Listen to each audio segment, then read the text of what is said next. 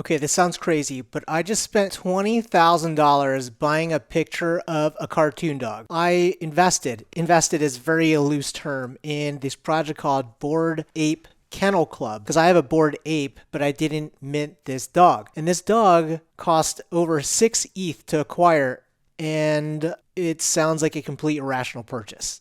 And some folks are probably sitting there thinking, Eric, I could just screenshot this thing, and I also have this. Yeah, kind of a crazy purchase, but let's kind of talk about NFTs and why I think that they are a really interesting technology for the future, and why did I spend $20,000 to buy a picture of a dog.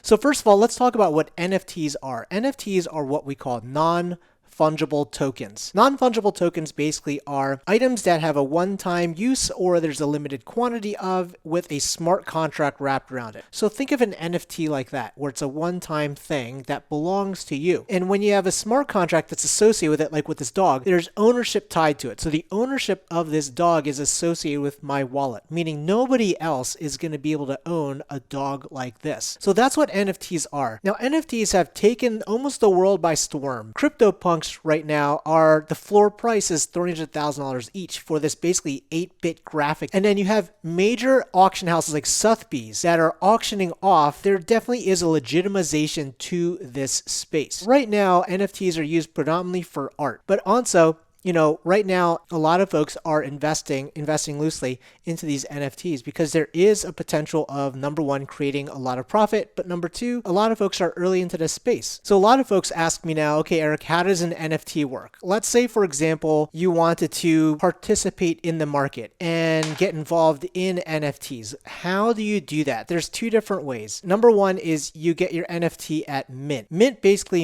is when you actually buy the booster box or the booster pack. And when the mint expires, means that the booster boxes or the booster packs no longer are in production. So now you have to buy your NFT on the secondary market like eBay. Let's say, for example, you're able to get a box of unlimited or beta or alpha, and you had this limited number of packs. And at the time of issuance, you're able to buy it at a low price. And right now, if you mint most projects are minting at 0.05 ETH plus gas, which is the transactional cost to make the Ethereum network work. Now you have the ability of either purchasing multiple at mint, or if those cards are no longer in print, let's say, for example, Kobe Bryant rookie, right? Mickey Mantle rookie, they're no longer in print. Babe Ruth rookie, they're no longer in print. You have to go to the secondary market. So a lot of secondary markets that many of us use, like I use a secondary market called OpenSea. But OpenSea.io is a marketplace where you could discover, collect, and sell NFTs and link your wallet to it. So another question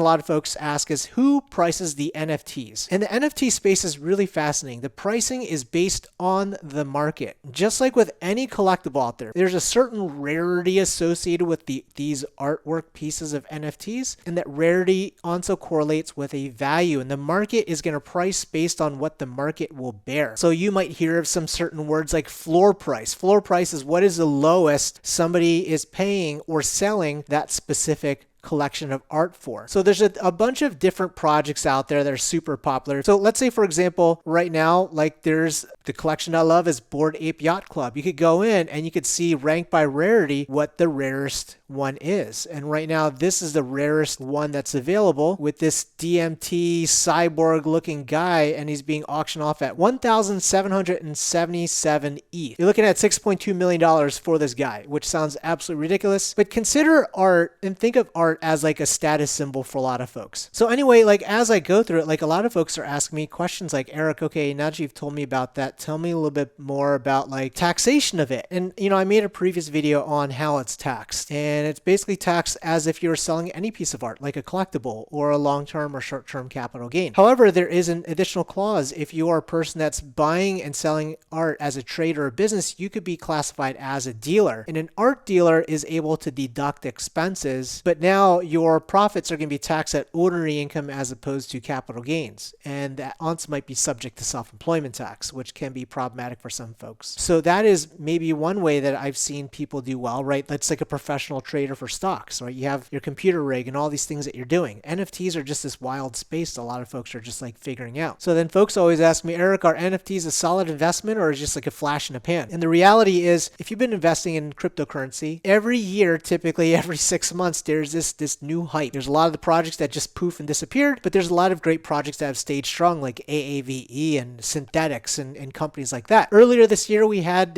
what I like to call the dog crap coin market, where the dog crap coin market, if you remember, there's Shiba Inu, right? We had this massive spike in the market and then it tailed off and it hasn't gotten anywhere. That's kind of what I feel like the current NFT market is. We're starting to get into this, what I consider this irrational investment period of time, where you're seeing this huge spike in activity and everyone's starting to talk about it, which means that the end is potentially near. So you probably only want to be dipping your toes in legit projects. But when you look at it, there's a lot of folks out there that are really combining the worlds of NFTs and reality together. So Gary Vaynerchuk is a well-known famous author, and he's also an influencer online, and he's combined the NFT world with the book publishing world with his V friends, which is really fascinating. There's other folks out there. I'm collaborating with a company right now that is looking at using NFTs for housing copyrights and patents, house royalties for music. So NFTs are a long-term thing. I think this art thing is just the initial points of getting it adopted in the general market and getting it accepted by folks and understood by folks. I think we're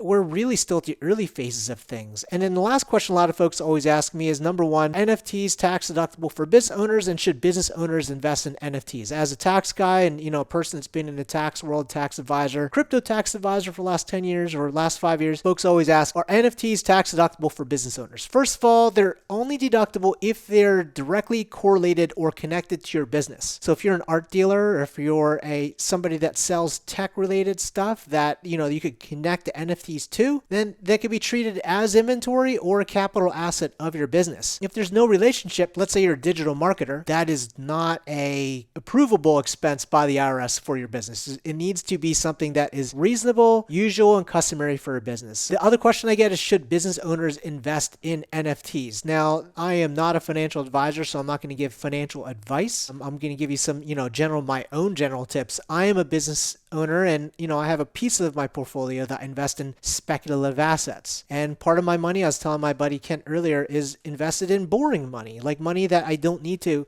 constantly be looking at. The challenge with day trading, the challenge with the crypto markets, it's so easy to be emotionally invested in things where it pulls your focus away from where you're really making your money in your business. So should you invest in NFTs? Yes, but only if you can compartmentalize the time and the mental bandwidth you dedicate to these things, because it will pull away your focus from your business. And on top of that too, I use the word investment loosely, because NFTs, the reality of it is the vast majority of the projects out there, I'd say 98% outside of CryptoPunks and Bored Ape Yacht Club, are pure speculation. The reality is in a year from now, 99% of the projects are going to be worthless. Now, if you're a business owner, should you invest in looking into NFTs for your business? That is a different story. I think NFTs have a lot of use cases. Think of titles for real estate. Think of contracts and agreements as an NFT. Think of a royalty product or a copyright or a book. Blau famously is one of the first people to monetize his albums as an NFT. And when he launched his album, he made over $1 million on that initial sale of the NFT of his music. So we're just starting to see what this can look like, right? This whole decentralized system that pulls away power from the middleman and goes directly from the creator to the consumer, I think is a really powerful thing. Anyway, I know you probably have a lot of other questions about NFTs. I would love to hear what your questions are. Again, my name is Eric. They call me the Modern Mystic. My business is the Cash Flow Doctor. I focus on accounting and finance for entrepreneurs. And for me, I absolutely love guiding folks when it comes to self-development, self-improvement, growth, helping you build your wealth and finding freedom and abundance. Anyway, I make videos here once a week, at least once a week, and I would super appreciate it if you hit that like button. And don't forget to subscribe if you haven't. And send anybody who's over here that are curious about NFTs, curious about this space. I'd be more than happy to guide them through that process. Anyway, hope you have an amazing day. We'll chat again soon. Eric saying peace out. Take care.